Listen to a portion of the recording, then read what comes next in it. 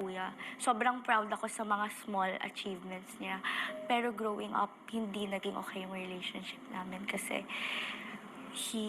paano ko ba sasabihin? Pero SA po ba yun? So, binidyuhan niya ako while taking a bath. Naked? Tapos, yes, naked. Tapos, Ilan hindi taon ko ka alam. nun? I think I was 13, 14. Alam mong binibideo ka? Hindi po. And then, he took a video of me. And then, he sent it to his friends. For, I don't know, for money, di ko alam eh. For fun? For fun? I don't know, Miss Tony, hindi ko na Paano mo alam. nalaman sinend niya sa friends niya? Nakita ko na habang kinakalikot ko, sabi ko, Kuya, borrow phone. Tapos kinalikot ko, wala lang. Kasi may mga games siya eh. Tapos nag-open ako ng messenger. Tapos nakita ko, ayaw ko pa pumaniwala, pero CR namin to ah. Tapos nakita ko, oh my God, katawan ko. Sabi ko, Kuya, what's this? Tapos hindi siya makasalita. Tapos sabi niya, I'm sorry. I'm sorry, Bea. Tapos sabi ko, tapos nagwawala na po ako, Miss Tony. Kasi nagwawala na talaga ako. Sobra ako nagwawala. Tapos yung tito ko nagwawala na din. Sabi niya, bakit mo ginaganyan kapatid mo? Bakit? Anong ginawa sa'yo?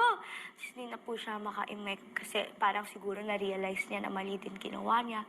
Kasi umalis siya to the point na nag-worry lahat. Kasi baka kung ano gawin niya, baka... Kasi si kuya din po, bipolar din siya. So, ang hirap, di ba, Miss Tony? Kuya ko bipolar, mami ko bipolar. So, ang hirap talaga growing up. Tapos, na next day naman, bumalik siya. Tapos ako, iniyak ko na lang lahat. Actually, Miss Tony, ngayon po, okay na ako eh. Kasi sobrang nangingibabaw yung love and forgiveness ko. Paano mo siya na-forgive? May ginawa pa ba siya sa'yo?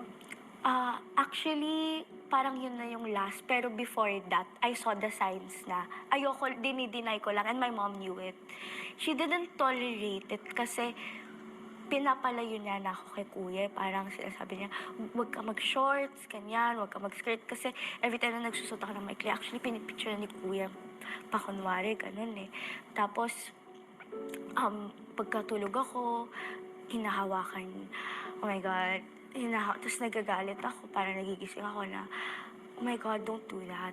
Hinahawakan ka inappropriately? Yes. Paano matitigil yun? Palaban din po kasi ako. Sumisigaw talaga ako to the point na parang may makakarinig sa amin. And si kuya kasi growing up, he was lonely then. He was depressed. Parang lalaki eh. So parang nag-crave din siya ng female validation siguro. So parang feeling ko, nilalabas na sa akin yun. Pero yun nga, the next day, parang bumalik si kuya. Tapos, tinatanong na nila, sabi ng family ko, sabi ng mom ko, dad ko, Bea, gusto mo ba ipakulong si kuya mo? Tara na, pablatter na natin. Ganyan. Sabi ko, hindi po, wag na.